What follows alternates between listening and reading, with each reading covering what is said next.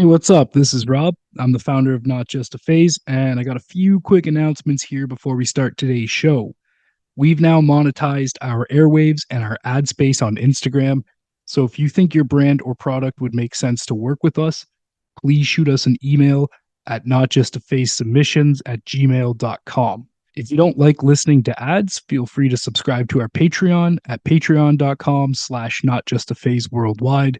It's ad free, it's got video podcasts and a bunch of other exclusive content, and it's only $2 a month.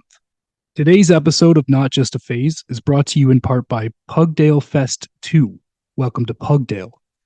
In Ferndale, Michigan on June 28th to the 30th, don't miss your chance to see over 150 amazing live bands, including some friends of ours we've had on the podcast previously, like Short Fictions, Dreamwell, Kerosene Heights, Heavenly Blue.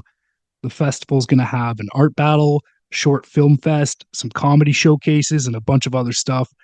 Their flyer is pinned to our Instagram page at Not Just a Phase Worldwide, and you can use code NJAP 2024 at the checkout, and you'll receive a discount on your ticket purchase. So now let's get on with the show.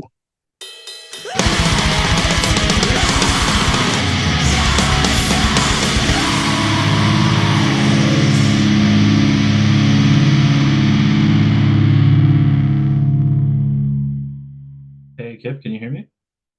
Hey, what's up, man? God, Hey, sorry. That took forever. I don't know what was up. my laptop is like just an absolute piece of junk because I went cheap. So like I totally feel your pain. Yeah, I don't know. I guess this one they get old quick now. This was like from a couple of years ago, but yeah, it's I'm Mm. already starting to feel the decline. Yeah, I think the bloatware conspiracy is very real. Yeah, for sure. How are you doing? I'm doing great. I'm super excited for this. Oh, awesome. Yeah, me too. Yeah, I've been really hyped. I'm a huge fan of the band. So Oh, awesome, man. yeah, you guys were some of the earlier stuff I ever found when I was like first getting into the scene. And it was like one of those things when like people were asking for recommendations when I was like in my 20s, like early 20s. I was like, "Have you heard the Red Scare, man?" So this is pretty sick. That's awesome, man. Yeah, That's really great to hear. I appreciate that. of course. But yeah, so basic rundown. I'm gonna do an intro for us. I do an intro for you, and then we kind of kick straight into it. Okay. But yeah, if you have any questions, feel free to let me know. We record like from the get, and we kind of like save some bits and pieces, or like we kind of post it with edits if needed to our Okay. Patreon, like with the video and everything. So if you're cool with that, we can move forward. Yeah, All right, sounds great. all right, very cool. So we're gonna go ahead and we will jump to it right now.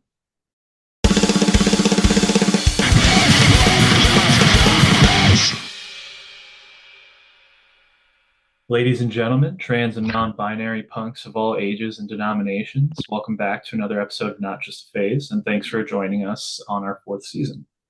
If you're new here, let me get you the rundown real quick. We're online at notjustaphase.net. We're on Instagram and TikTok at Not Just a Phase Worldwide.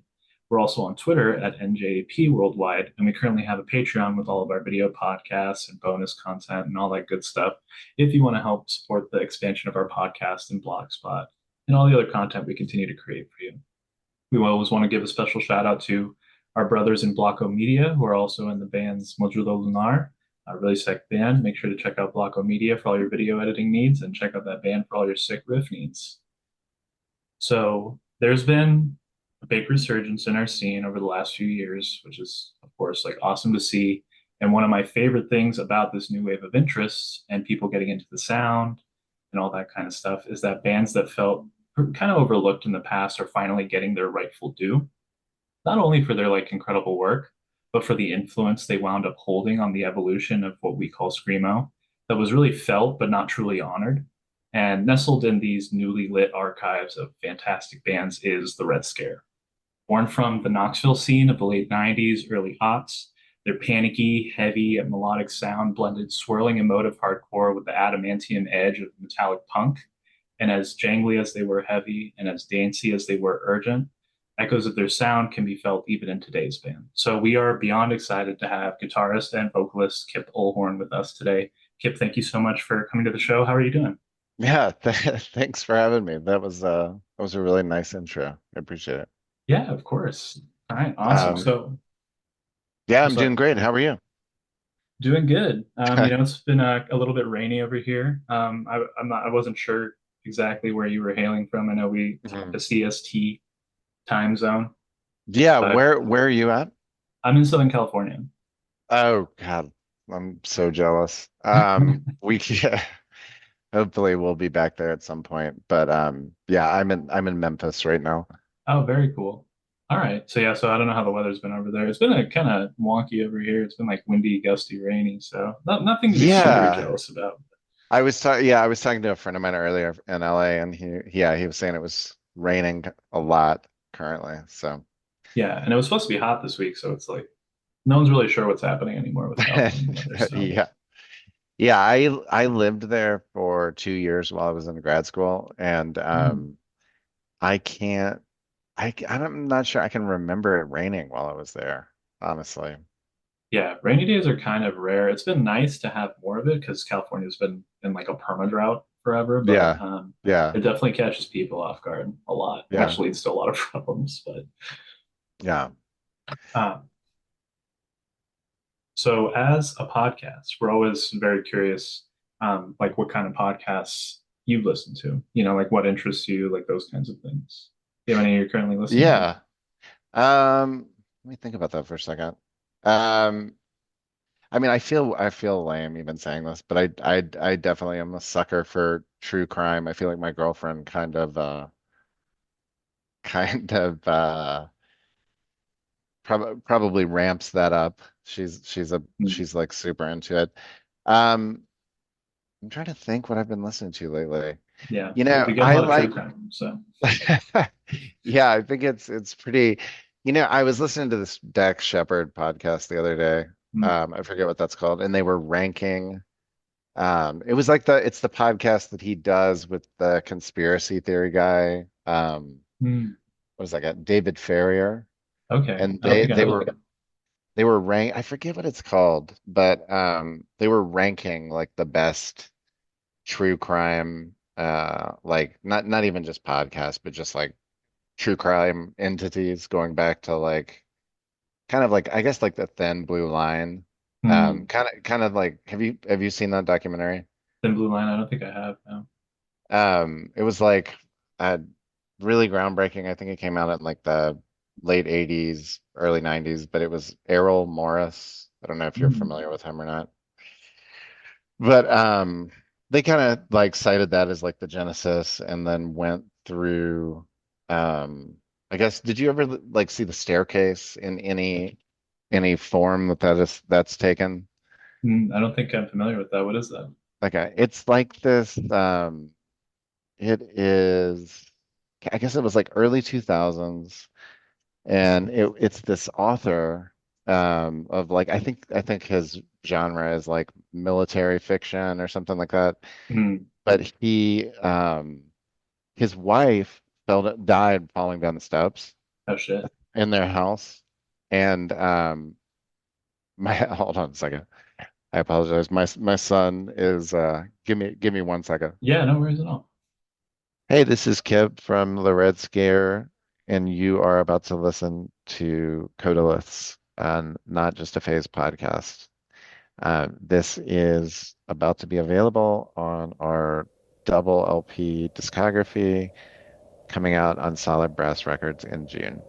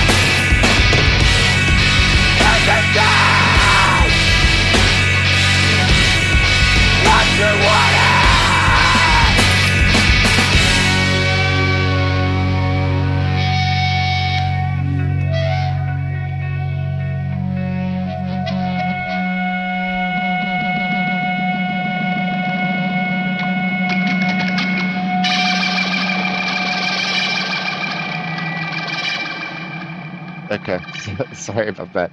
No, you're Anyway, all this good. this this author, and I forget his name, kills his, or well, okay, allegedly kills his wife. She falls down the steps, and then it's just like this. They somehow this French film crew gets access to like just basically document the entire like the proceed like the trial Hmm. ostensibly.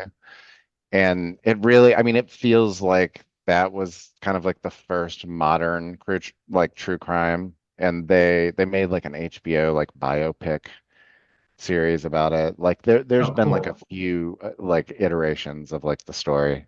Okay. And actually like I think ultimately he was sentenced to jail, and they kept like kind of tacking on additional episodes as it like unfolded afterwards. Oh shit. I think he finally got out.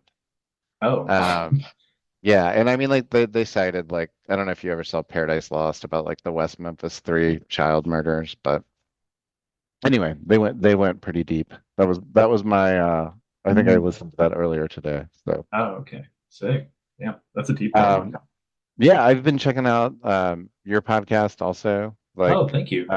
yeah, I really loved the episode with Jay was really great also. Yeah, Jason's really fun to talk to. He's an Yeah, interesting career. yeah, for sure. He's got a lot going on right now. Yeah, yeah, that's also exciting. Are you going to be going out there, you think? Oh, for the orchid shows? Yeah, for any of them. Um, w- I'm sure I'll catch them at some point. Mm, I probably am more likely to get if they, well, we'll see what happens, right? right. No, of course. Yeah, yeah, that's fair. I get you. Yeah, Yeah. I'm very excited for those as well. Are you going? Yeah, I'm going to meet up with a friend who's flying from the UK, and it was funny. I Okay. actually was like, "I'll get our tickets, man. Don't worry about it." He's like, "Yeah, totally, thank you." And then he was like, "I got us tickets for Saturday too, so we're seeing him 2 nights in a row." So Oh, that's awesome. Where at? at the Warsaw in New York. Oh, cool. That Yes, venue is great. yeah, I've never been to that particular venue, so I'm excited, and yeah, it's gonna be super. I love New York too, so Yeah. Yeah. That should be fun. yeah. Um, so outside of the podcast and outside of music, like what are like your hobbies and passions that you use to occupy your time nowadays? So I have a 12-year-old son. Hmm. And he's kind That of at occupies a lot of time usually, yeah. yeah, it does. He, it's 12 is an interesting age. They're starting to kind of like need you less. So I think that that's kind of like opened the door for me to play, like work on music a little more. Um, I I have a band, Cloudland Canyon, that has been around forever, and that keeps me occupied. The Red Scale, like actually a lot of music stuff lately. Hmm. Okay. And I also am like I went to grad school in 2015 to become well, initially I thought I was going to be like a software engineer, but it's turned out that I've become more of like a data engineer. Okay, very, So very cool. I'm weirdly, it's this like weird chapter of my life that I'm super nerdy about that it's just something I know. Yeah, If you'd asked me like 15 years ago, I would have never foreseen it for yeah, sure. that's awesome. Yeah. I So, actually, my background's in information systems. I'm a project specialist for software at my current job too. So I oh, get it. that's awesome. Yeah, I was going to go to school for media management, and I Okay. really wanted to work in music. And then I was like, I should probably make money though. So then I switched to that. And so now this is the thing. Yeah.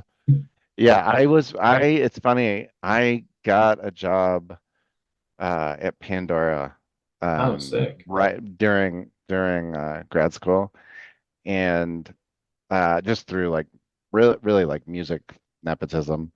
And that job, I was a metadata analyst, Oh, sick. and kind of, yeah, it was really like I would get to work on their algorithm, like the genome project, where it was Mm, like you rate music on all these different characteristics, and then it more seamlessly translates to recommendations right. for the end user.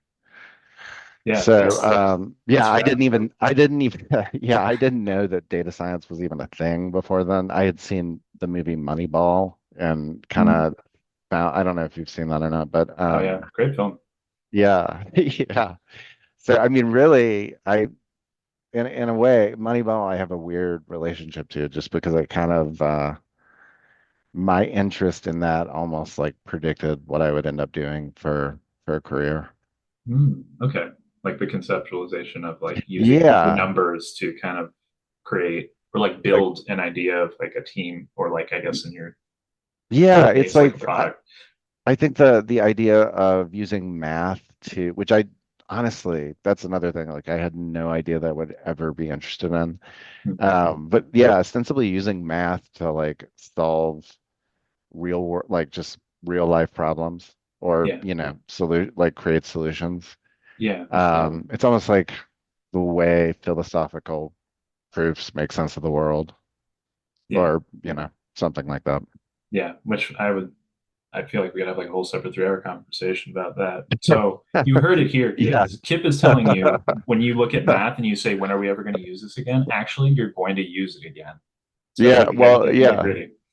I think that that's the problem with math, like being taught in elementary school, is that I think if someone provided the like kids that were learning like a use case that was interesting, or just kind of explained how this could potentially be useful later, I feel Mhm. like you'd probably get a lot more buy-in.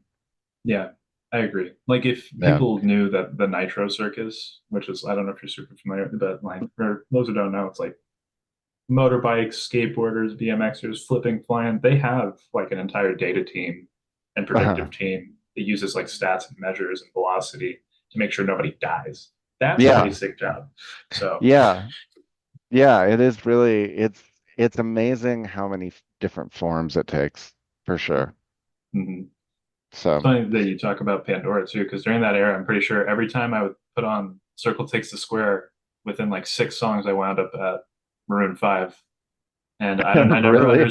I never understood how that happened. But you know what the thing is that Pandora knew Yeah. before I knew that Songs About Jane is actually a fantastic album. So Yeah, I could have just, yeah, it could have been like the rhythm or the BPM. I mean, there's like, I mean, I can't remember exactly how it works, but like there's mm, like 20 or 25 different factors that get rated.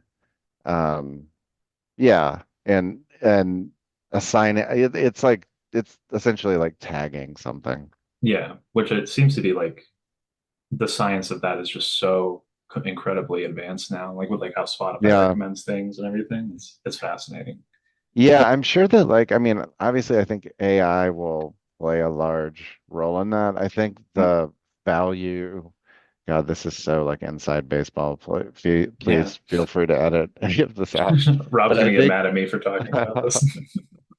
I think I mean I think the value prop like from Pandora at that point in time when they were launching their premium service, which was like meant to compete with Spotify, was that the algorithm was programmed by like a human being.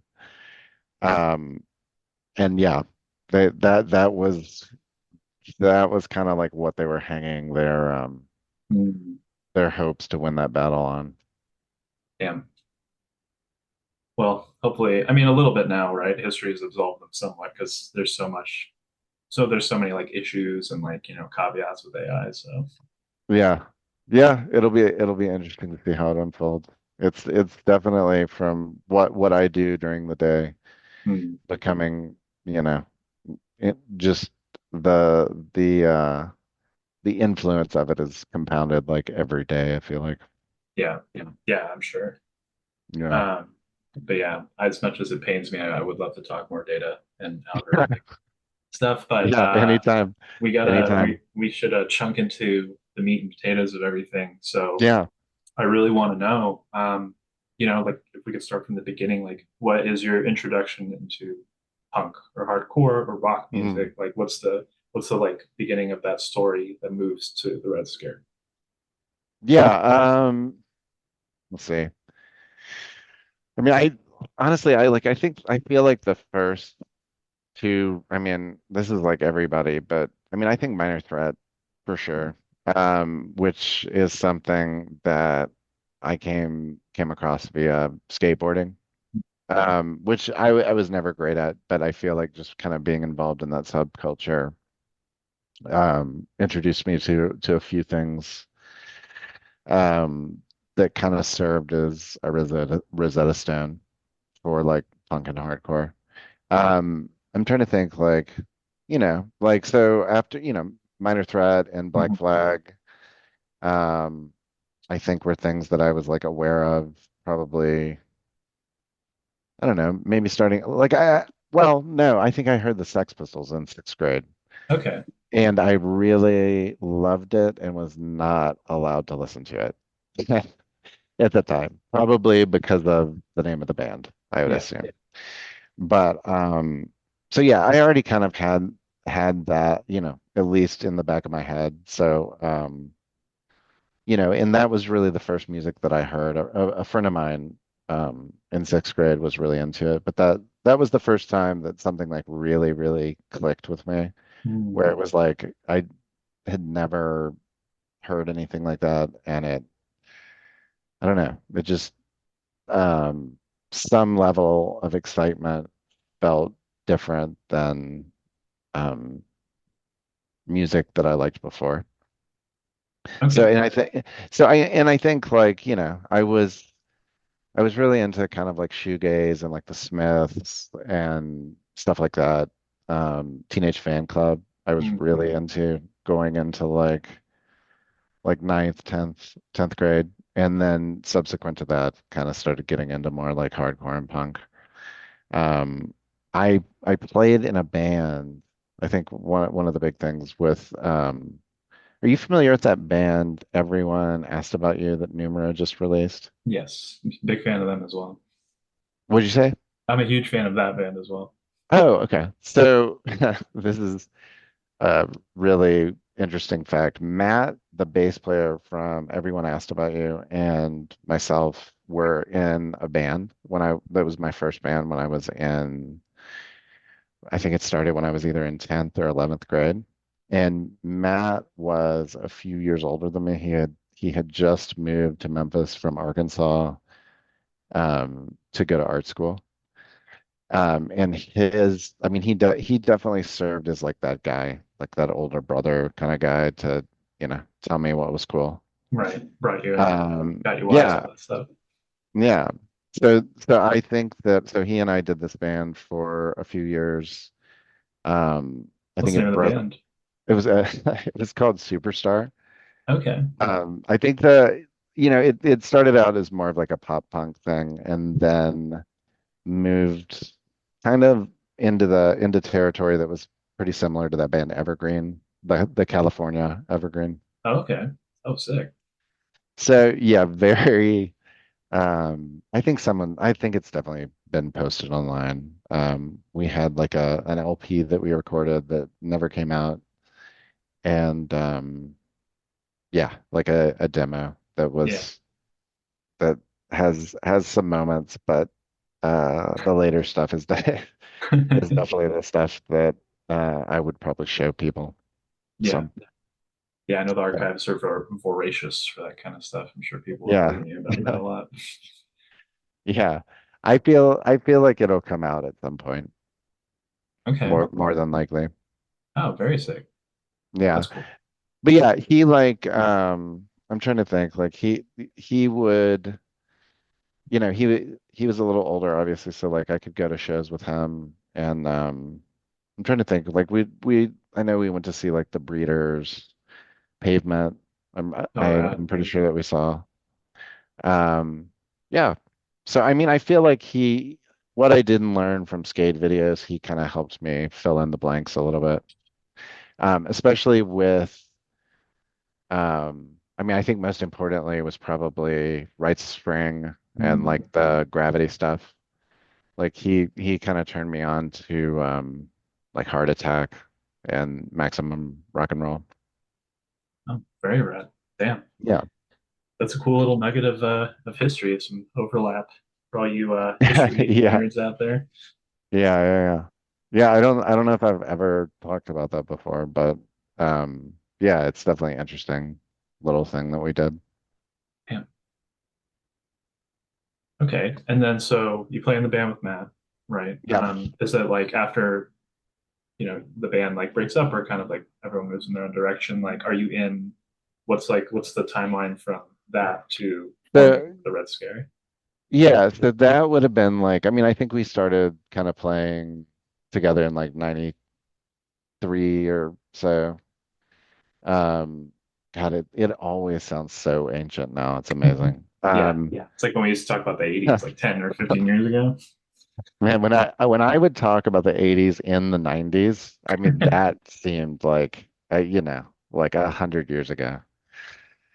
So, yeah, we started, I guess like 90, probably 93 to 96. And then I was going to move to go to college at University of Tennessee in Knoxville. Mhm. I think I moved to Knoxville in 97.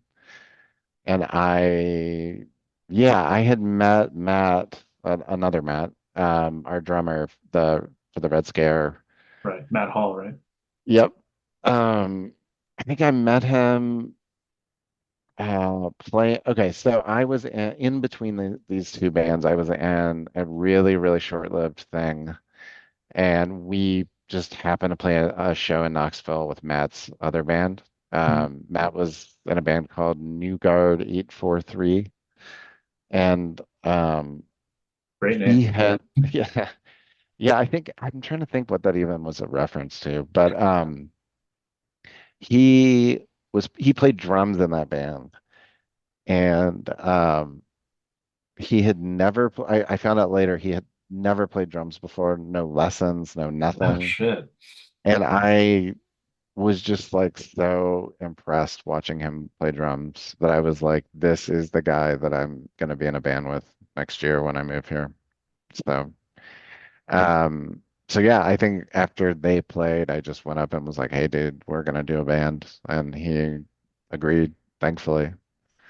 Um, yeah. And then I moved a friend of mine from like childhood um had Adam Ewing was like our first guitar player. He had already moved to Knoxville.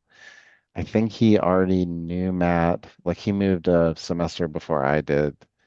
And he also had classes with Abby, our bass player. Mm, So okay. we all were in the same building for college, which was like the art and architecture building. Oh, neat. Matt is an architect, and the rest of us were in art school.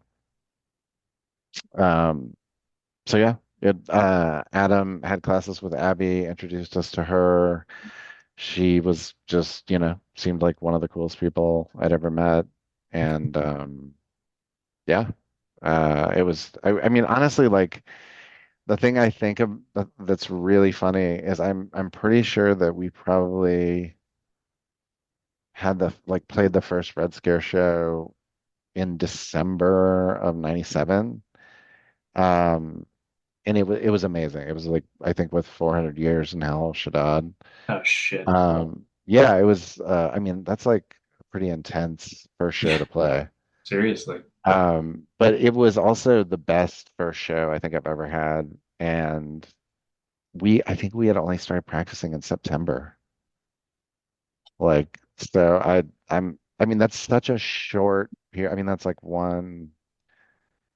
3 months. Yeah. To write what, Yeah. like a 15, like a 10, 15 minute set. Like that's, Yeah, I it's guess no so. easy feat. Yeah, I mean, I'm assuming it was probably no longer than 15 minutes, but yeah, who knows? Yeah. Damn. So okay. Well then that I'm like super curious then, like how, so you guys all get together, you're like, we're gonna be in a band. And like do you remember at all like how things kind of start marrying, like how, ideas start forming, like, like what kind of starts rolling out of you guys as like you're Yeah, coming together? I think yeah, I mean, I definitely was like the whatever. I don't know about. I would bring, at least initially, like I would bring most of the parts Hmm. just into practice. I don't think I think I would mostly just have parts. Like I just have like two or three things that I thought went together, and then everybody else would just kind of like, yeah, like help put it together and arrange it and probably write some additional parts or just kind of Hmm. figure it out how it all fit together. Okay. Um, yeah, and I mean, I think initially, I mean, Rites of Spring. So I first heard them in like probably 94, 95, but for some reason, I don't know if you had this or if most people have this, but even though I liked Fugazi, it took like a year or two for that. Like I think I had that Rites of Spring discography CD. And I mean, it took a couple years for that to like really click. But I think at the time that we started the Red Scare, it was like I was like I had really finally just registered with me. And like just I really, I loved that. I loved Gravity stuff. Or like really anything California. I feel like that style of hardcore Yeah, I really loved. Um, Born Against and definitely. yeah, Unwound. I mean Hmm. the obvious stuff. Right. So, Yeah. Yeah. you The know, California scene back then was pretty insane. Like, like most of it yeah, is like almost like Pantheon level, like yeah, style of bands from, yeah. It like was San like, Diego and like all that stuff. It's yeah. I mean, I feel like they made it okay to use synths in hardcore. I can't think of that being. I mean, I'm well, the Screamers, I guess, or Screamers a long time ago, but I can't think of too many TSOL maybe. I can't think of too many punk or hardcore bands that were using synths, but um, like real, that was awesome. I just feel like they were pushing it forward a lot, like and not just Gravity stuff, like even like the Mohender, yeah, um, that more northern or like central California stuff. right. Okay. Very cool. And so you're listening to Yep. this stuff and like how are you feeling? Like is it just like kind of inspiring you or are you like, oh, I wonder if I could take like something that sounds like that and make it into like a Red Scare riff or something like that? Like Yeah. how does that work? Like what's the calculus there? I mean, I feel like and I mean, still to this day, I feel like I do this to some degree. Well, now I feel like I start without any preconceived notion, but Hmm. back then I was like aware of the fact that even if I started at one point, like, like I'm trying to rip off something very specific, Right. whatever it is, aware that it's going to get radically reconfigured once I bring it to the rest of the band. And Right. that is like also like kind of the desired effect. Right. So, Yeah. otherwise, it's like a tribute band. Right. Yeah. I'm sure they're bringing in their influences and outside Yeah, and inspirations and stuff. So, yeah, I think Adam and I, our first guitar player, were listening to probably a lot of the same stuff. And then Matt and Abby, the rhythm section, were like, no, I liked heavy music. I mean, there was mhm. definitely a lot of overlap, but different heavy music. Right. More like Chicago kind of Jesus Lizard, shellac Ah, okay. vibe. Yeah, Oh, very cool. That actually does make a lot of sense. yeah, yeah. I think at the time, I feel like I've said this before, but like I think at the time I didn't, you know, I when when they would introduce stuff that I felt like pushed it in that direction, I would probably I would have probably resisted a little bit, but in retrospect, I feel like that's um a huge part of why people probably like our band. Like even kind of going back to these songs now, um, prior to like the discography coming out, um, it's pretty amazing what the two of them are doing in every song, bass and drums. Yeah. Oh, yeah. I mean, they always say that bass and drums are like the heart of a lot of the rhythm sections for bands, and you can tell when people have it or they don't, or when like the band is trying to prioritize a different type of sound or drive. And like Yeah. you guys have like, I very briefly touched on it in the intro. Like there's this like almost like dancey nature, but everything's so coded in like these really heavy melodies that it's a fun listen, but it's also just makes for like just really sick sounds like throughout. That's awesome. Yeah, I no, I appreciate that. Yeah, they're just I mean, I just think that both of them are just r really, really talented musicians. Um, you know, Yeah. I mean, I'm inclined it, to agree. it yeah, Um, So I kind of wanted to talk about the name a little bit too before we get into talking sure, about the rest sure. of the music. I mean, obviously, like I'm assuming everyone knows what the Red Scare is from the 1960s, right? The McCarthy Hmm. reports and all that stuff. But I'm wondering how you guys decided on the name. Like, was it just like this sounds cool, or was it if there's like an intended ethos to it and like a tie into your lyrics and all that stuff? Like, what's the story behind the name? It like in retrospect, it's hard to know. I feel like I think Mhm. we were all kind of like really a little reluctant to it just because it seemed like it probably had already been a band. And I mean I think it definitely was. Yeah, Um then and since then, it's you know, what'd you say? like back then and since then, it's Yeah, for sure, for sure. We are not the only ones. Um maybe the I mean best ones, though, I would say. thank you. Um yeah, I think at that time in my life I was definitely into like I was majoring in photography and I was into this photographer Lewis Hine, who did a lot to change labor laws in the US, just by photographing like children working in like awful conditions, like or I'm early 20th century. Um, yeah, I mean, I'm sure there are photos you've probably seen, but like Yeah. I think I was definitely, and I mean, just coming from hardcore like into Mhm. the just like the personal politics of it, like everyday work, like the workforce, and just as it relates to like, I don't know how we live life essentially. Yeah. So I mean, I think that there was a little bit of that Hmm. like kind of baked in. Like, I mean, I feel like we were definitely like I I think we all, I mean, and I think this goes for most of us, like critical of like socioeconomic conditions and our civilization. But Right. I feel like to be perfectly honest, it was probably more, I would say like 20% of that and more just that we really liked constructivist art Yeah. and just like the symbolism that kind of went along with that.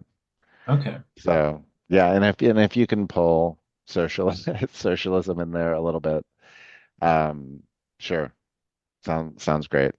Yeah. So Okay, cool. I mean, that's kind of, I figured it was in those realms a little bit.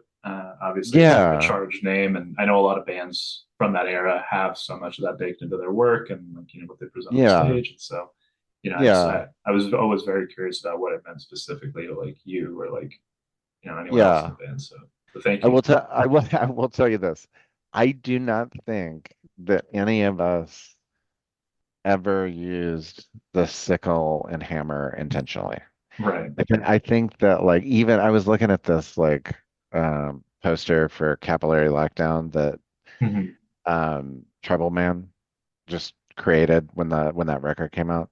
Right. And just giant sickle and hammer. And I mean that's fine. That's fine. Yeah. But I feel like that probably I mean obviously we were okay with it, but I feel like that probably is not something we would have done on our own. Right. Yeah. It just But wound up just kind of coming with the territory of the name. yeah, just kind of like I feel like it's like a little too on the nose. Yeah. Yeah. So That's yeah, fair. I mean, that totally makes sense. yeah. So getting back into your discography, I mean, outside of Mhm. like the two fantastic albums you guys have, you have a great run of Thanks. splits and like that great first like EP 7 inch. Um, Okay. a Yeah, bunch. I thank you. love that Hail Mary one. It's like one of my favorites. Obviously, the Orchid one is like fantastic. But do That you? Oh, sorry. Go ahead.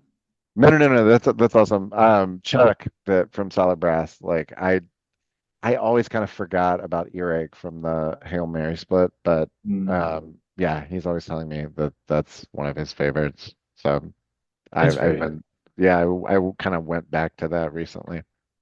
Yeah. Anyway, sorry, what were you gonna say? Oh, no, no, no. Both sides of it are fantastic, but I was curious if you had like in that run of like favorite split, either based on like how you wrote it, like how the band wrote it, or like Mhm. how it just came together because it was like we made friends and now we're doing a split kind of thing. Like, do you have one that you have like a favorite story behind? Like yeah, I mean I think we did them all just as yeah, I think it was all based on friendship, which is a ni yeah, that feels good to say.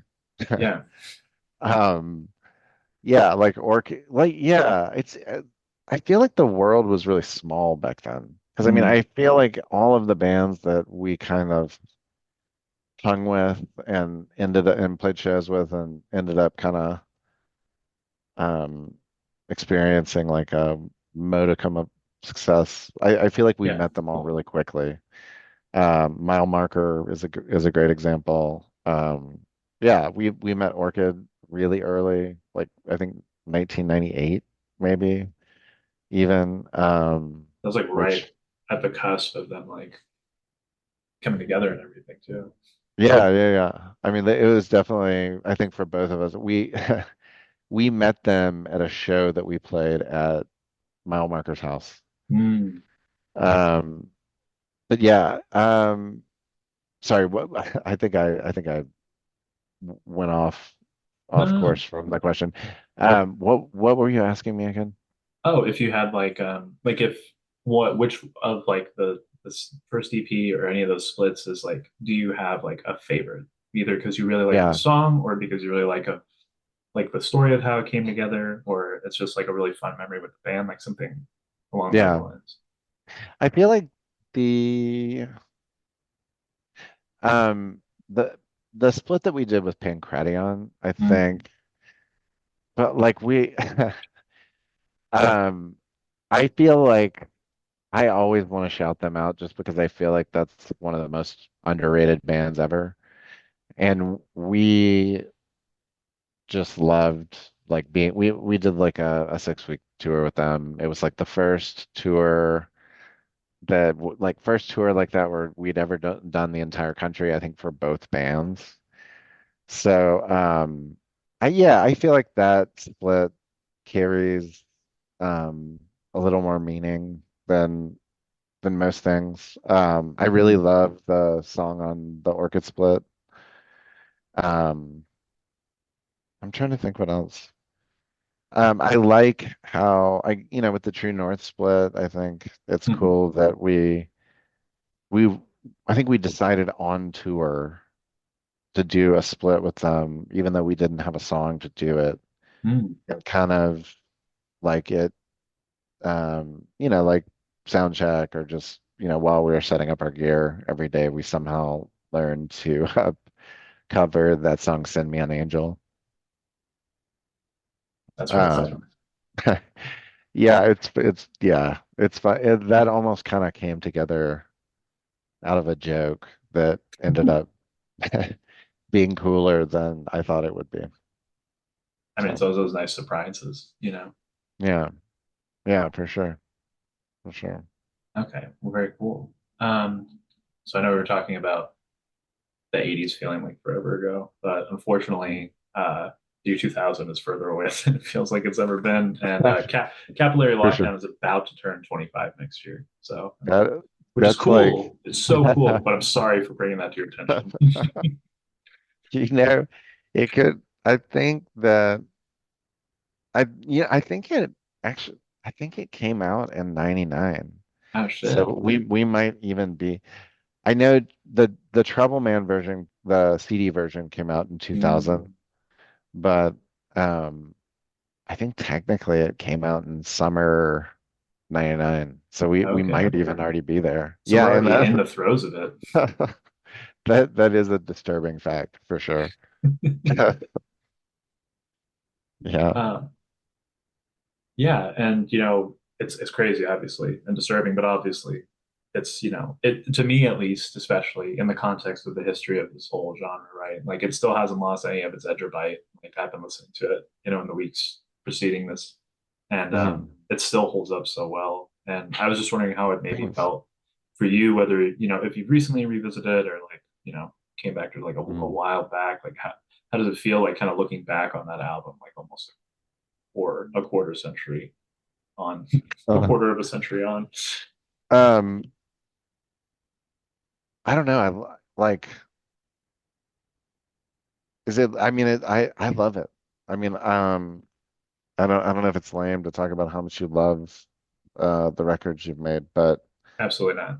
I just I feel I feel like just the way we made it, the time, the period of time in all of our lives. Um, getting to record with Don's and Tara at Inner Ear that, recorded. Are you familiar with him at all? Not a ton. I do know. I think Brian Rotinger did the design, right? Yeah, yeah. I Mm. mean, it originally came out on his label. Mm. Handheld Heart did the vinyl, and Trouble Man did the CD version. Mm. Um, but yeah, I mean, that was actually, I mean, that was the way we met him. That was, he and I are still really close to this day. So, I mean, amazing friendships came out of it. He, Brian also did the packaging for the Red Scare, the new discography stuff. Yeah. And it is amazing. Yeah. It's, it's, re it's really, pretty mind blowing. Um, Yeah. It looks great. but yeah, I think like I've been listening to it mainly, I without giving away too much, trying to figure out how to play some of it. Right. And yeah, I mean I'm trying to think of there's one song on Capillary Lockdown, and I remember texting Abby and just being like, man, this song is so like amazingly heavy. I love it. And I wish I could remember the name of the song. Yeah. I mean, I I can't. love Crushing Blows. I'm thinking of that Yeah, yeah. immediately, but I don't know if that's the one you're thinking Yeah. of. That was I remember that song being particularly difficult because it required this crazy time signature change at the end that was mainly again reliant on the rhythm section. Mm. But I remember that, yeah, I remember that. Yeah, I love that song too. And that was probably meant to be like a His Hero's Gone ripoff or something Mm. that Okay. got kind of you know, Made it your whatever. own. Yeah. But yeah, I definitely remember having like several practices surrounding figuring out the weird change at the end. Yeah. I mean that it's sick, and I really I'm sure that like when you guys played it live, like the first few times, I'm sure people went absolutely ape shit because that's like a crazy thing to hear. That would be a crazy thing to hear live. Um, Yeah, yeah, yeah, yeah. It's yeah, it's funny like I playing that stuff live. I was telling somebody today, like I felt like when I screamed, I would almost have to like I'd almost like go into some type of blackout. So mm, my my memories of playing stuff like that live are pretty fragmented yeah, for sure. I, I've heard of that. It's I don't know if it's like a documented thing or like doctors have looked into it, but I've heard like I don't know if you know the band Frail. I've heard like stories Yeah, of about it. course. Yeah, so like which makes sense because I'm pretty sure that he's shattered the sound barrier at least at like one show because like the way he would just go without a mic, and then like other times where people are just like, I don't know what happened. We started playing and then everyone was Yeah, clapping and we were done. So yeah. that makes I mean, sense. that's like, like in anything, I feel like being in like I mean, that's basically just being in like a flow state, right? Like just being fully present, I think. Mm-hmm. Fully Which, inhabiting the body. yeah, so I mean, I guess that's like one amazing thing that comes with music is being able to kind of like get out of your head for a while. Yeah, which especially fan to or band to audience is like a really cool thing. When I feel like there's probably some shows where people are like, none of us remember what happened, but we know it was incredible, and that's like I don't know how often that happens in other genres.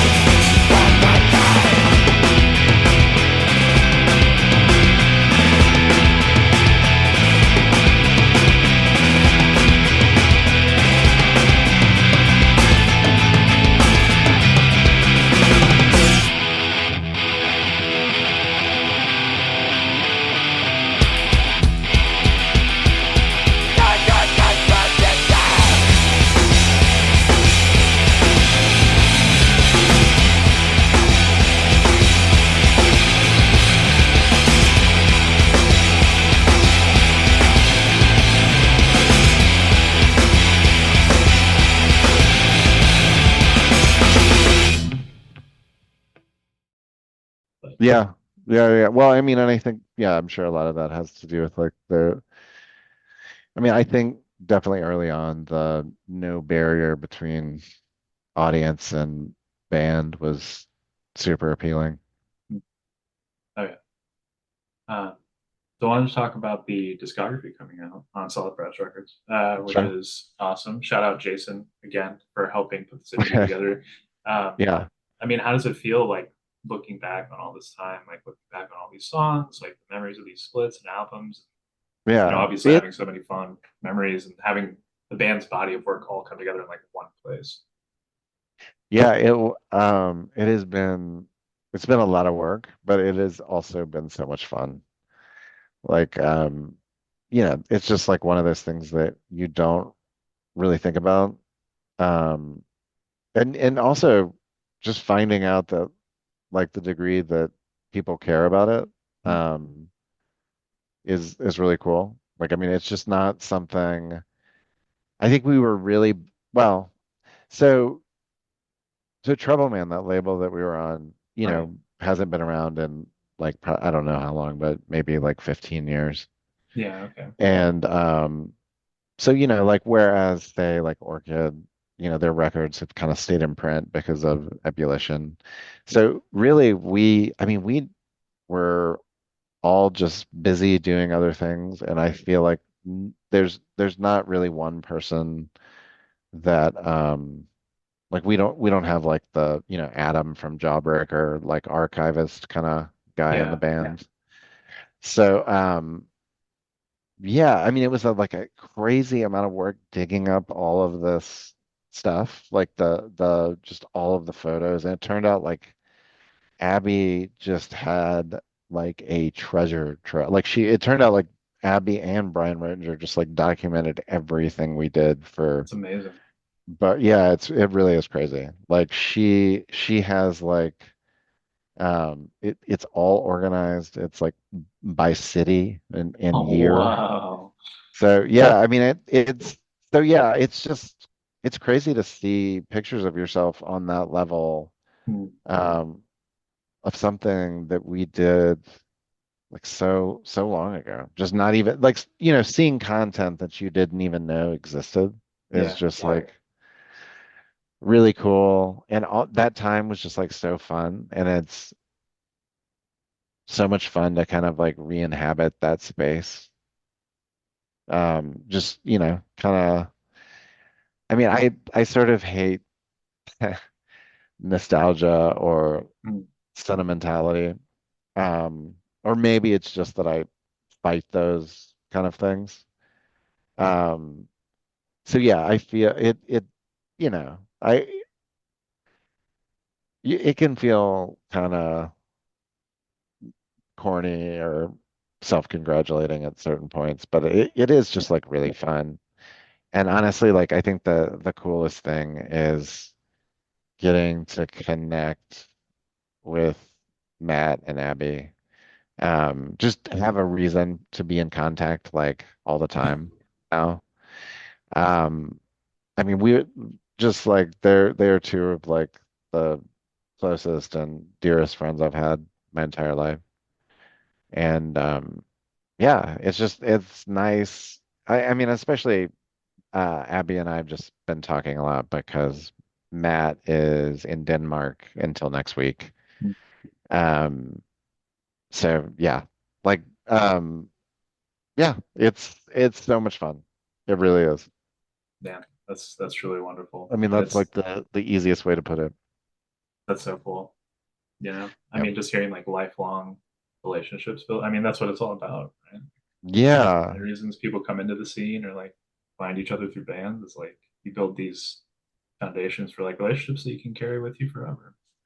Yeah, I mean that's the greatest thing about all of this for real. And I mean even just like, conversations like this or, Hmm. a couple weeks ago I met Mike Taylor from Page 99, Yeah, best which dude. was yeah, yeah, he's amazing. But that was like a band that even though we were in the same circles, we just had never connected with or, somehow didn't ever end up playing a show with them. Hmm. Um, and it's just really interesting how like two people that have never met but kind of had the same experience, like how much commonality there is built into like DIY hardcore. Um, yeah, just like on its most basic level, um, that like sense of community and like shared history is like I can't think of another place and culture exactly that exists. So yeah, I mean that's it's amazing. Yeah, it truly is something really special. And Mhm. speaking of special, I was curious if if we could talk about if we're it's okay to talk about any maybe special surprises we can expect from the discography. I feel like we've been so bad about this. Like I think Orchid is really good at surprises. Yeah, they are. Even I mean even I was surprised. Right. And We all were. We literally talked to Jason like a few months before that. And then we saw the announcement. And after me and Rob were super excited, we were like, hey, we like just talked to this dude. He pulled a fast one on us. That's impressive, but damn. yeah, I mean yeah, I have to yeah, it's impressive. It really is impressive. Like, how do you not like just like, oh yeah, by the way, like even accidentally, right? Like, Yeah. Yeah, Will remastered the this whole discography and yeah, same thing. And that was like probably a month or two before the announcement. So yeah, same thing. yeah, I had no idea. But yeah, I honestly don't know how to answer that. I mean, I that's think totally it's fair. pretty I think I'm making it pretty clear, but yeah, Yeah. we it seems like it's already kind of out there. Okay. All right. Very awesome. I mean, it looks great. So I think people should get it and like just omit the surprise and pre-order it now because it's up for pre-order, guys. And it's gonna be banging. It looks Have beautiful you on that red. Oh, thanks, man. Yeah. Have you heard about this festival that Page 99 is put like in is Oh part yeah, of the one and with permanent hearing damage that they're doing, right? I think hmm that they were supposed to do a teaser drop today or yesterday. I haven't actually gotten to look. I've been working on some other things today, but what did you see? What did you hear? not that I was just gonna say that it looks pretty cool. Oh yeah. Yeah, I'm sure it's gonna be super sick. And I'm sure that there will be many surprises in store there as well. Yep. So that's Yeah. awesome. hmm But yeah, I'm looking. I mean, it's just been a crazy year for. I mean, I don't know if you keep up with like all the other stuff too. Like we're. I mean, that one got announced, and that was like the fifth festival I think that got announced this year that Okay. was happening, and like I mean, I assumed it was going to be one of those things that just another crop of like incredible bands, both past and present, are going to be involved in it. You Yeah. know. Yeah, that's I think that's really cool too. Like it's Hmm. I don't think I realized until maybe like 2 years ago the degree um yeah, well, I mean, it's kind of been like ramping up, like the degree to which people are interested in stuff from this era. And I think it's really cool that it kind of can that it kind of can coexist alongside like things that are happening now, more like, you know, Chat Yeah. Pile or Soul Glow. Yeah. Oh yeah. Um, yeah, I think it's cool that it's all of these things can kind of exist in the same context. Yeah. So And make for like a really fun day of music. That's like yeah, it's like dream shit. Like yeah. like the like New Friends Fest. I don't know if you're familiar with that in Toronto. It's No, happening. yeah, is that one of the ones that Orchid's playing? I think Stacia is playing. Stacia's Okay. playing, and Yeah, yeah, yeah. Rain, who is like an Italian band that is also Okay. very like important band of the scene and genre. They're playing, and they're playing with The- like newer bands and like local bands and like younger bands, and it's just like it's just a day of like everyone who's like we all like this thing so much we can all just get together, and there's actually Yeah. not a moment that is not enjoyed. It's so awesome. Yeah. Yeah, for sure. Um, Have you heard Lifeguard? Lifeguard, I don't think so. It's Brian Case's son from 90 Day Men. Brian Case from he I mean been in a lot. 90 Day Men, Disappears, Facts. He was in the band The Ponies. Yeah. But his son is in a new band called Lifeguard. Um, I'm not by any means saying that they're like aping stuff from the 90s, but Right. it's pushing that type of music to almost like its logical conclusion. I think they're on Matador. They're all really young. They're Oh, wow. like 17 or 18 years old. Oh, that's wild. And I had the chance to see them at South by Southwest last year, and it was like one of the best things I've ever seen, Oh, or that's at sick. least in recent memory. So yeah, it's cool. It's cool seeing like not. I mean, I don't feel like people are ripping that stuff off, but it's nice to see like kind of how Mm. like even something like Idols, like where they can take that kind of vibe, like Yeah. whatever vibe or energy that late 90s scene has and kind of expand on that. Yeah. I mean, I think that there's like a really important form of like a digestion, I guess, that comes, right? Because like you do have, you know, which is fine. Like there are bands that ape that style directly, and like that's what they really like doing. That's what they really want to do. And like of the But younger, newer bands, but then, you know, like you said, you have this band like Lifeguard or like what Idols do, where they take that and they digest it, and they've like I guess kind of made whatever, not just the contemporary version is, but like the newer form of like whatever that's going to look like. mhm, And it's good, thank God. You know, it's not like mhm. a swing and a miss like sometimes happens. But yeah, Have you seen Soul Glow? I have not gotten to see Soul Glow live. Unfortunately, I've been a Uh-huh. fan for a long time. Like, Yeah. and it's they're just like one of those bands that is just like, damn, they just keep putting them out. They keep putting out hits. It's crazy. Like, I think they put two LPs out like back to back within the span of Yeah. like a year or two, and I was Yeah. like, oh, they're putting out another one, and I was like, oh, this is good too. Like, damn, okay. Yeah. Yeah, they're playing here I think this week actually. I want to go check it out. Oh, you should. I mean, I Yeah. don't know, but like, I have a lot of friends who they like played in bands that like toured with them and played with them, and they all obsessively love Soul Glow. And Yeah. Yeah, I love the name too. Like what it yeah, references. yeah. I don't. I mean, coming to America, right? Or no? What am I thinking? Yeah. Yeah, Coming to America. Yeah. That's a crazy movie. Yeah. They used to. I think they used to have the commercial clip in their like in an older album, but I think that now they can't put it on like you know because copyright strikes and all that stuff. Yeah. Yeah. Yeah. They used to have it, which was hilarious. Yeah. Yeah, that's really awesome. Um, you know, I know. So it's. I mean, obviously, we're watching like all these bands come back together and you know play Mm. together. But I know that like for like you know maybe bands that you have been wanting to see for a long time. If there was like a band you could see like do a reunion show, like who would it be and why? Man, that's a good question. Yeah, it's a hard one because I mean you can name like one or two, but like Yeah. Well, I was for some for some reason I was thinking I don't even know why. Um, this Heat. Are you ooh, familiar with them? I am familiar with this heat. Yeah. Yeah, I mean I feel like that would be cool. I think that kind of came to mind like I don't know. I was thinking about that like Hmm.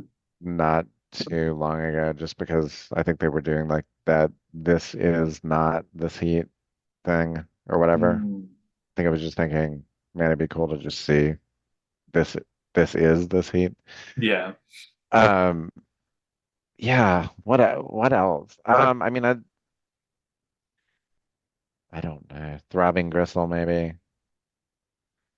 Trying to, I Spaceman 3, but I also kind of feel like the intrigue with that band is um I think it probably serves them to never reunite Yeah. to some degree. Yeah. I'm trying to think as far as like bands that I would love to see Shotmaker. I mean, I never got to see them back in the day. So I mean, Man, I would love that. that would be super cool. Did you see Unwound on their recent all their stuff they've been doing? I have like the worst luck with Unwound because I've been trying to see them since they first started coming back together, and every Yeah, time they come through or like playing, you know, locally, yeah. I that like I have to go cover another show or like I have a Mm. family. thing, or like I'm out Yeah. of town completely. Yeah. Um, it's just I don't know. That's like the universe is against me having an unwound experience, and I'm trying to figure out why. I keep struggling to decide if I want like I saw them only on the I guess it was the Leaves Turn Inside You tour, the very last Mm, thing that they did, like right around 9/11. right. And then it's like what like with Jawbreaker, for instance, like I saw them like a few times in the 90s and I feel like I I'm good.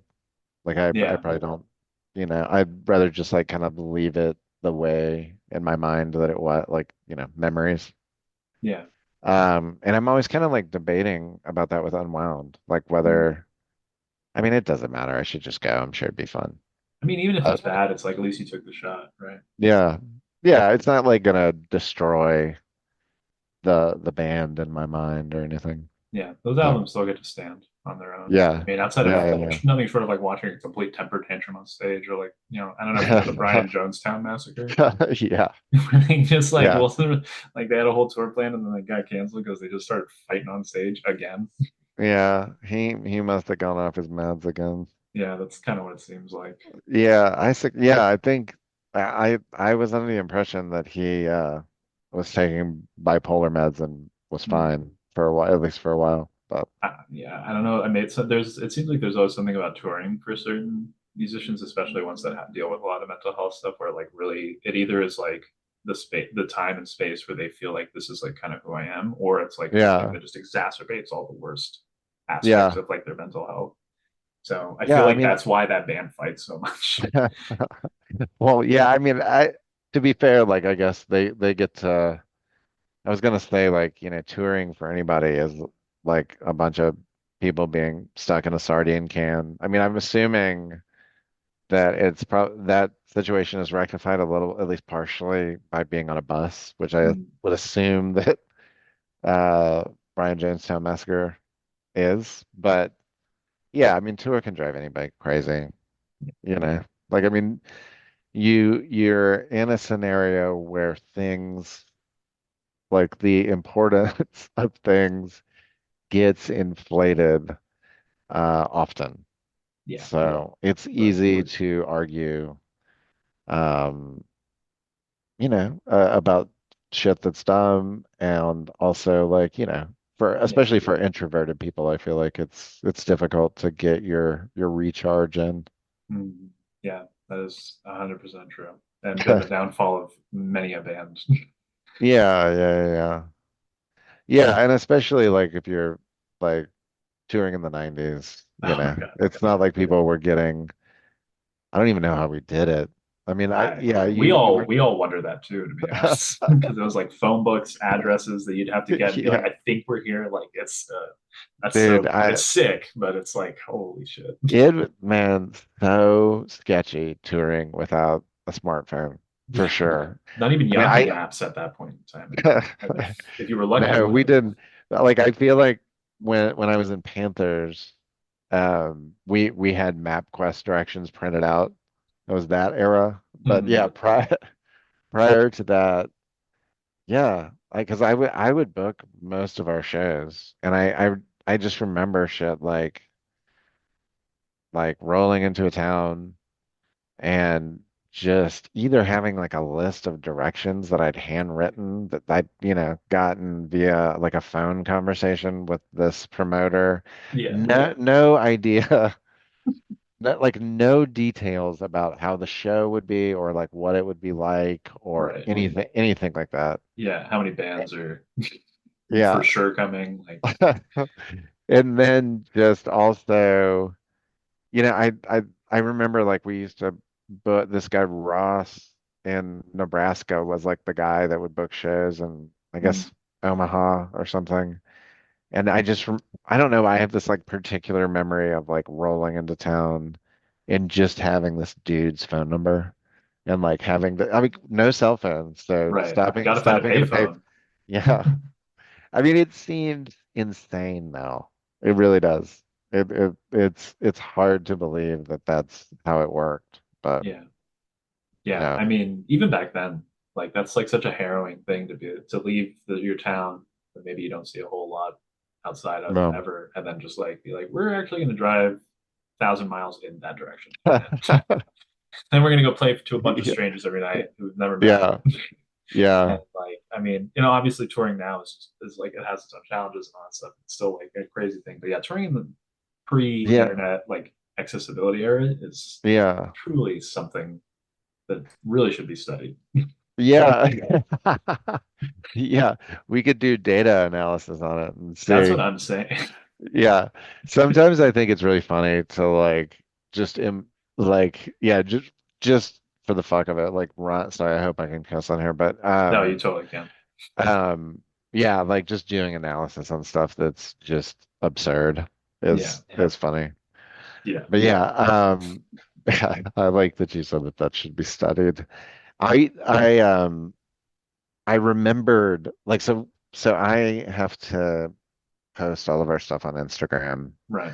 which is like, just a necessity at this point. But It's the modern I era we rem live in. I remembered that the guy that this guy, our friend James Cox, that would come with us on tour sometimes, we got to the Canadian border one time and realized that he had lost his wallet. No. And so I think this was 99. Nobody had a cell phone. And we ended up having to leave him in, yeah, we were in Buffalo, left him in Buffalo, um, drove to Toronto to play a show.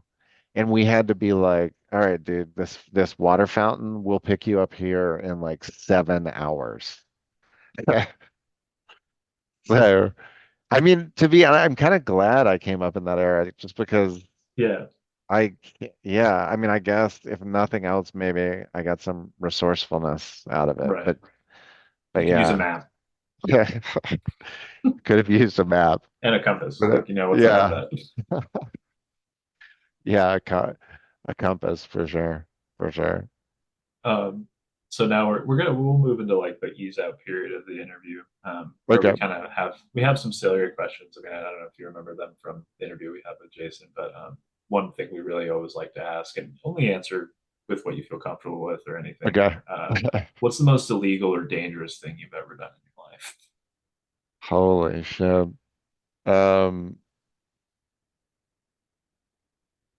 I mean, I think like on some level, like I mean, maybe what we just talked about Yeah, during that era. yeah, And especially in some of the vehicles that um, like our first van was, I mean, we easily could have died in it for sure. ah, shit. The floorboard was rusted out Oh, and damn. it caught on fire. So, Oh, shit. I had a job when I lived in New York where I was an independent contractor for a company that was run. It was an experiential marketing company run by dudes that used to be in like New York hardcore in the 80s. So it was like they would hire, and it was all stuff where it was like marketing aimed at, anybody from like WWF to like Schick Razors to, Okay. I think it's been long enough that I can talk about this. Um, so Um, I was responsible for taking teams, and the cool thing was I could hire all of my friends. Like Jeff Garlock from Orchid used to work with me all the time, um, or at that time Panthers, Right. and we would. I even went to Florida to do like a promotion during spring break. So Yeah. I would just take teams of people to hand out free samples of products, Hmm. but I guess the I guess the easiest way to put it is that um, we would wind up with a substantial amount of product that we were unable to distribute. Right. And so I would say the most illegal or dangerous things were measures that I was asked to take to get rid of the remainder of the product that I we had. see. So definitely sketchy, Hmm. definitely New Jersey. Um, yeah. So I feel like that's probably yeah, that's definitely the most definitely interacted with some people that I would refer to as heavies. Ah, So okay. Yeah. The rough and tumble types. sure. Yeah. Oh, okay. That sounds wild for sure. Yeah. So one of our favorite questions to ask is, assuming you're not a pacifist right Mhm. now, if you Yeah. could punch anyone in the face as hard as you possibly fucking can, and there's no repercussions, Yeah. who would it be and why? I mean, I think there's only one answer for that, right? Mm, I mean, I feel like I'm not a pacifist or I feel like I'm neither direction on that. right. But yeah, I mean there's one answer, right? We Yeah, all Jason, right? no, I think the yeah, I think we know who the senile Oompa Loompa is that needs a beating. He is a popular one for sure, especially now that he's Yeah. kind of worming his way back into the cultural conversation again Yeah. in lieu of fall. Yeah. I don't think he'd know what to do if he wasn't in the conversation. But Mm, I mean it's terrifying, man. I mean I really living in the South, I mean that's one huge like we've been trying to get our lives organized so that we can move back to California. And I mean that's a huge reason. Like I yeah. don't because of what potentially could occur with that. Um, I don't feel safe living here Yeah. for sure. I mean, I have you seen the trailers for that movie Civil War? Yeah, I have actually. Yeah. I mean, I it's hard for me to think that that's as far-fetched as it probably should be Yeah. at this I point. mean, it's the news cycle moves so fast. I'm still stuck on last year when, people who were later kind of tied to white supremacist groups were shooting up transformers for towns and shutting off the power. Like that was a real thing that Yeah, happened consistently. Like they know how to do that. yeah, They know it yeah, works. And we all moved on. And I was like, we never got in on that. Like we never figured out what the hell yeah. that was. Like that's There, that's deeply disconcerting. Like I know. There's so much stuff that pops up and mm, is alarming and then is gone. I mean, it's really like nothing lasts. My girlfriend just um yeah, maybe some of what I just said was informed by this, but I've watched the entire series of Succession and mm, now rewatching it with her. And I mean, really, I mean that's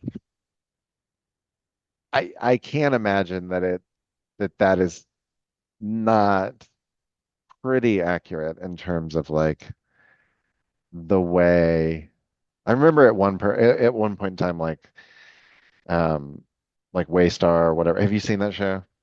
I've seen parts of it. My partner has seen it all the way through, but I never watched it all the way Okay. through. I have a Yeah, hard I time mean it's connecting with shows about wealthy people. I'm just like, I really don't yeah. care about you. Well, yeah, I totally understand that. But yeah, it's also a lot. I mean, Yeah. it's really stressful. I mean, but and I'm realizing that now because, the first time around I watched it as episodes like dripped out or whatever. And yeah, it's weird watching it back. It's so negative. Hmm. I mean, it's hilarious. Right. Yeah. Um, Like but dark it's comedy kind of. yeah, but it's also just yeah, it's disgusting at a certain point. Like it's definitely hard to I mean, not even relate to, just like tolerate. Yeah. Um, but yeah, I remember her saying like they were trying to pick on the show who they thought would, and it's clearly like, the Hmm. subtext is like there's each individual they talk about has a corollary to like someone that exists currently in Some type of politics. archetype. And yeah. Yeah, exactly. And I just remember her saying like, why does this like media company get to pick the president or whatever? And I was just like, well, it's not exactly that, but it is like they can say whatever they want. So I mean yeah. I mean, yeah, it's scary, man. Yeah, dark times in the USA, that's for sure. It is. And I yeah, I mean I just think back to like even like the early 2000s and Mm. being scared of what Bush could do just seems like a joke. I mean, it just seems like, yeah, we're like on some, yeah, I think I'm just overstating the obvious now, but Yeah, yeah, whatever's happening now is a whole new ball game. yeah, we've there's like this meme that was going around during COVID, and like so much stuff happened, and it was like, I'm really tired of living through multiple historical events, like global Yeah, historical events in a week, and it feels like we're yeah, back to that kind of stage again, yeah, where yeah, yeah. we just keep moving through that. But I mean, yeah, I really wish we could have an episode where we just talk about the people we want to punch in the face as hard as we possibly can. I think that would be like great content. So, Rob, if you're gonna listen to this when you edit, but I think we should pitch that as like Patreon content or something. I think that's what Yeah, people need as a diffusion point for like, you know what? In reality, even if it was free of yeah, repercussions, I could probably really yeah. rock their shit. Like, come on, we both You could hit know, Donald Trump in what? the face. He would fold immediately. Yeah, yeah, yeah. I don't see him as someone that could take a lot physically. I'm trying. I mean, fuck Elon Musk. I'm Yeah, trying to think of you know, I, yeah. I'm trying to. Who else? I don't know. yeah. I don't love Bezos. I mean, I think He I looks really bloated and puffy these days. It's weird. Like he's about to like burst out of his like he's like shedding his lobster skin or something. yeah, yeah, yeah, yeah. He's Gives me the probably like having his blood changed out like Keith Richards style. yeah, going to like South America for stem cell infusions and all that shit. Yeah, yeah, I'm sure that that's happening. Um, Um, yeah, I mean that crew I'm not gonna cry if they take a beating. yeah, that's valid. So we got to know. I don't believe in this. A lot of people don't believe in this, but I know some people maybe would consider it. Do you have any music you really like that would be considered like cringy by a Oh taste, God, well, I have a 12-year-old son. Um, or like a guilty pleasure? actually, he like he actually for the most part likes really great music. Mm, I don't know what to think about this because it is something that I would never have normally got into, but I think just circumstance has. I mean, it's not something like I'll sit around and listen to myself, but I definitely understand. mm, He likes Vampire Weekend a lot. yeah, Um, I get it. I mean, it's I hear the appeal. yeah. They really. I don't know. Maybe it's like an ADD thing, but I feel like they pack a lot of different styles into one thing. Yeah. Maybe that's cultural imperialism. I have no idea. But yeah, I mean he likes it. It's if there is a band right now that's making shit that sounds like the White Album, that's probably it. Yeah. So more power to him.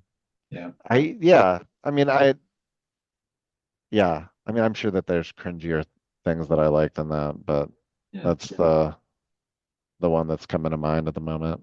Hmm. That's fair. Did I just I think I admitted that I liked Vampire Weekend. You did. And we're definitely going to Um, use this for the yeah. promo and everything. And I mean, to be fair, I think that he'd be so mad at me if he heard me say that. He'd probably prefer it if I said that we listen to Daft Punk a lot. I think right. that would be the yeah. Damn, Daft Punk's a guilty pleasure? I didn't know that. Like I thought I don't everyone think liked no them. no no. I don't think that they're a guilty pleasure. Oh, I think like that that he they're would that your son would be like, no, we listen to Daft Punk though. yeah yeah yeah yeah Yeah, exactly. yeah. Yeah. Yeah. All right, we'll edit that in. Um, Okay. So conversely, do you have what could be considered an unpopular music take? Um, that I would totally be fine with if Yeah, that I you would be okay with like saying it on a recorded line, basically. no that so I know that everyone's worried or maybe excited about AI. I don't know. And I mean, I think obviously we talked about that as it relates to data, Right.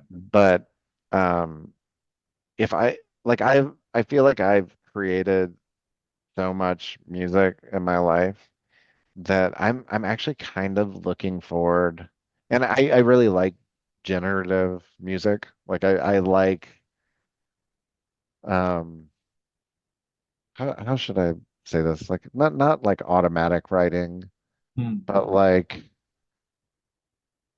I like things happening by chance, I guess. Hmm. Okay. So so yeah, yeah, I Like guess that's RNG music almost. RNG. What is that? Random number generation, where it kind of like pre-includes like a number corresponds to like a value, and then it Uh-huh. generates like that like particular Yeah. value for it's used in video games, but it's also been theorized to be able to use for notes and things like that. Huh. Yeah. Actually, yeah. Um, that's actually a really interesting uh analogy. But yeah, yeah, I if I could go, and I actually found this app the other day, if I could truly, if I could go and be and just tell AI, let me see if I can figure out what this app is called. Suno, Suno. Hmm. Um, if I can go into that and say, create an entire album that sounds like Kip Uhlhorn or Cloudland Canyon or whatever it is, I that to me, I mean I love that idea. Okay, I would love to see what like an automated response to everything I've ever done would sound like. I see. So you mean more in like a personal archival kind of sense? Yeah, I mean I just Like, do you release that? Like, do you mean like do you release that music would yeah, though? oh, for sure. I would Okay. love to release AI albums Oh, that were based on stuff that I'd done in the past already, or that was used for like the jumping off point. I see. But do you mean that in the sense that like the program is pulling directly from you as a source? Because I think the thing that Mhm. people fear about AI, right, is that it's being fed things from everyone. And so Yeah, no, people don't really get to stake their claim in like how they want their art processed. It's like become like a giant net, right? That just grabs yeah, everything. And then it's yeah, like so much of someone's influence is pulled and then they yeah, don't get like an album credit or something. And also like yeah. how do you do album credits with that kind of thing? But I I don't think know. Yeah, that's a good. Going like going back to like the chance of it. hmm, I think the thing that would be the most exciting to me about that is when it's wrong. Like when hmm, it comes back with something completely fucked that is yeah. like almost like, I don't know, like you, for instance, I wrote, we were just like kind of messing around with the bio for the last Cloudland record. Hmm, And we said, hey, I don't know the exact prompt, but we were like, write a bio for the new Cloudland Canyon album. And it was pretty amazing. And hmm, we ended up using it with, um, I had to go through and like correct some stuff and right. touch it up, but it even named the album, which I would have loved it if I had not had an album title at that point in time and I could have used that. Hmm. I would have been so psyched to just have this like randomly. It's almost like that Wu-Tang name generator or Oh something. yeah. Okay, I see. Well, Yeah. yeah, that you're right. In the current zeitgeist of the scene, that's going to be an unpopular opinion. You just because you feel like people want to kind of people are apprehensive about the tech. I feel like because I mean obviously we understand like how the analysis is structured. I feel like the issue isn't so much that I have a problem with AI, it's what these companies are willing to do with it in order Yeah. to circumvent having an artist Yeah. Oh, be sure. involved in that Sure. process. And I said, Sure. that's why I think, and I think that just to that point, I think people don't understand that piece of the conversation. Both people who are Yeah. like, I hate AI, and the people Yeah. who are like, why do these people hate AI? Because Yeah. there's not enough dialogue about it, right? Like there was that whole thing about like years ago, right, when all the scientists all over the world wrote that letter and they were like, please, world governments, don't use AI for military capabilities and Oh, use. that is terrifying. That's what, yeah. Yeah, yeah, yeah. I watched a documentary about like I think there was something on Netflix about that. Hmm. Yeah, dude. AI Yeah. warfare is terrifying. It's the worst. It's really I bad. Yeah. I mean, we had to stop watching it because it's Yeah. so It's very Black Mirror meets, oh no, this is just today's news headline. You know what I mean? yeah, yeah, yeah, yeah. And it almost falls under the category of the same thing as like mutually assured destruction. Hmm. Because I mean, yeah, I mean we could have found like Osama bin Laden in like 10 minutes or something. Yeah, yeah. I mean, I dude, it's crazy. Yeah. Yeah. That's That I why I mean, think that that is unpopular just because there's been no dialogue about it with the mhm, people who are supposed to be holding the leashes because like, yeah, your hand slips, the leash is like that monster runs. Like it doesn't know how to do yeah, anything else but run. Like yeah, yeah, yeah, yeah. that's why I wasn't trying to like push back. I think that in certain aspects AI could be really cool, but Yeah, because we just can't, I don't trust Spotify. Like yeah, I don't know what yeah, yeah, they're going yeah. to do with it. Like you heard the thing with the audiobooks, right? Where they're like, "Oh, if you put your audiobooks on our platform now, like we actually own your voice and like we actually have the rights to your voice and we can use it for Dude, stuff in the future or whatever." Like they were very vague, obviously, about the language, but it yeah. was full legally. Like that's the thing that is the They concern. they are absolutely the worst. Yeah. But And I not everyone feel can be a generative AI designer for themselves too. So. yeah, yeah. I'm not gonna like go down the rabbit hole of talking shit about Spotify, but Yeah. you heard that thing he said that time about how it wasn't gonna be enough for bands to release one record a year. Like if bands want like he was like, you're just gonna have to do better. Yeah. That And it's was just kind of like, man, you're just gonna have to do better is a you're crazy the thing to say worst. to a dude who Yeah, doesn't play music. Like that's exact. Well, that's the point, right? I mean, yeah. that's like the um my dad like when I was growing up, like my dad was like it still is like a home builder, Hmm. and he would always say that the building inspectors were just failed builders, and that made them impossible to deal with. Right. And I mean, if that's not the equation with Spotify, it would shock me. That rings absurdly true, unfortunately. So Yeah. yeah. Yeah, I mean it seems well, and but also like Ian MacKaye I heard one time say like and I agree with this completely that like we figured out this way in human history to monetize music. Like music's always been around. We figured out this way to monetize it, and that went like gangbusters for 50 or however many years. And now that doesn't exist anymore, and music is just exactly what it is at this point. Yeah. So like maybe, being, yeah, like regardless of how you feel about Spotify, um, Right. you know, music's not going away. It's just, I guess like his point was learning to just be okay with the fact that it's not Right. like it's a creative expression and not like a form of capital. And maybe that's okay. I don't know. Yeah. I mean, maybe it's something we just have to be okay with in this current Yeah, form of everything. And I get that. I mean, not everyone yeah, gets to, me, Rob, like everyone else, like we want to be writers, but like we do this for free. And like I have a yeah, day job and right now, like that's good enough. But would I like yeah, to subsist off of it? Of course, but I don't think I'm yeah, gonna be able to do. And I made my peace with that. Like I just yeah. Well, it's think, hard. Like for me, it's same thing. It's hard to tie emotion. Yeah, it's almost something I feel like I'm incapable of is tying emotional decisions to financial decisions. Like I feel like I can do or like emotional meaning like creative decisions, but I feel like I can do one of those things, but usually not both at the same time. Right. So Right. I'm totally happy doing whatever creative endeavor in the background. Like it just to me that feels more comfortable. Yeah. And I mean, that definitely makes a lot of sense. And so, Yeah. so this will be interesting to follow up with then.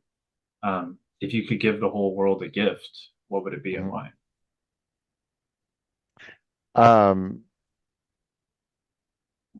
Probably the perspective that comes with age, just Mm, because like once you start zooming out, you realize that seriously like 99% of the shit that we worry about is not even not only not relevant, but probably not even gonna come anywhere near fruition. So maybe trying to give everybody the gift of like, you know, if we're all, this sounds so corny, but like, if we all just try to take care of each other, everything will be fine. yeah. I Corny's tried and true, I will say, you know?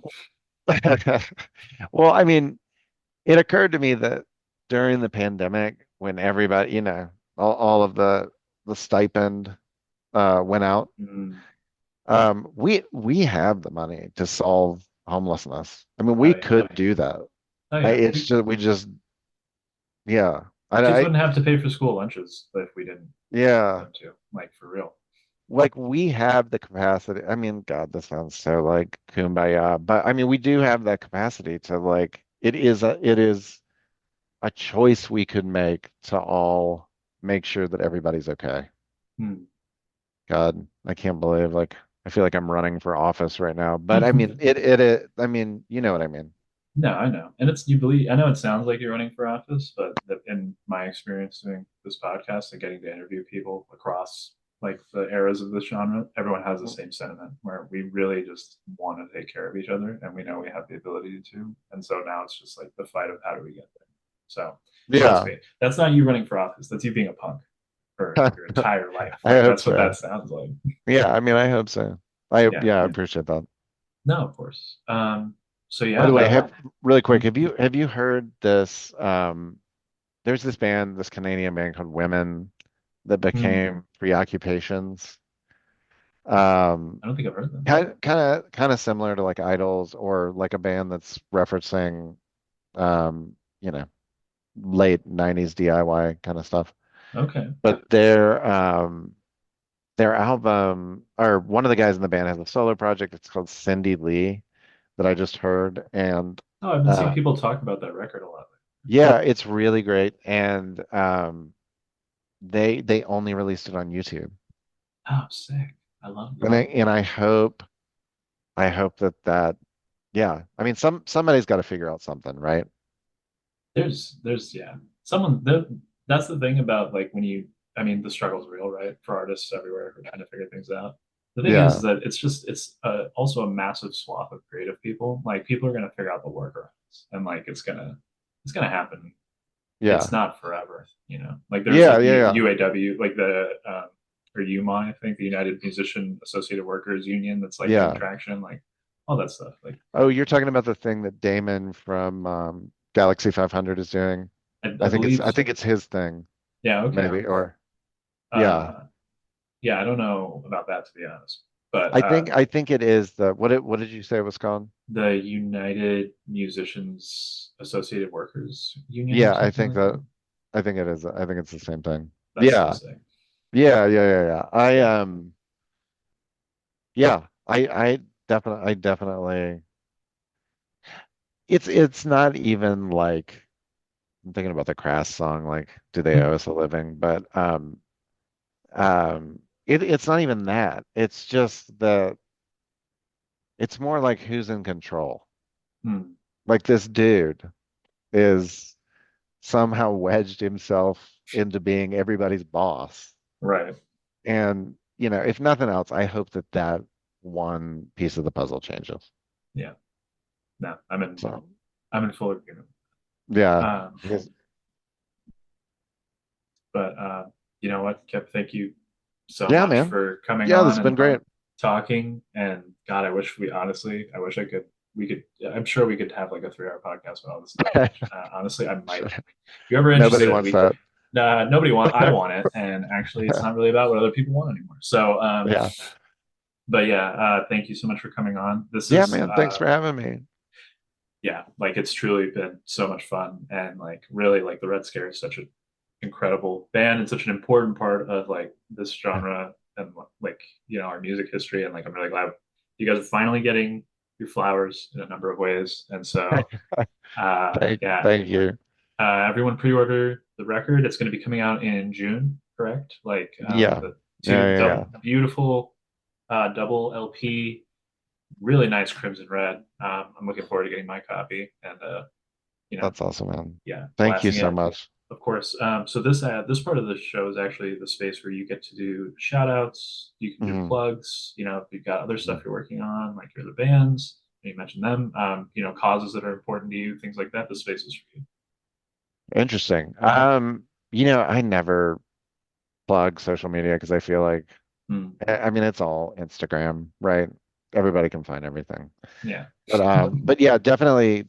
I mean, Jason and Justin and Chuck have all from Solid Brass have been so amazing throughout this. I'm like so happy that we did this with them. Um, just yeah, just I've never worked with a label that had their shit together to that degree. And also, I mean, yeah, my bandmates, and also just shout out to Brian Rettinger, who Mm, um, so kindly helped us with yet another amazing looking uh, piece of artwork. all So right. yeah, I mean that's like to thank the Academy. Yeah, that's all I got.